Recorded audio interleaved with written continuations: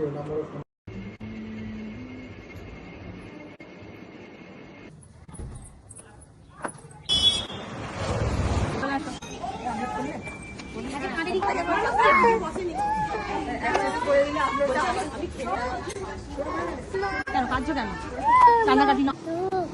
চো?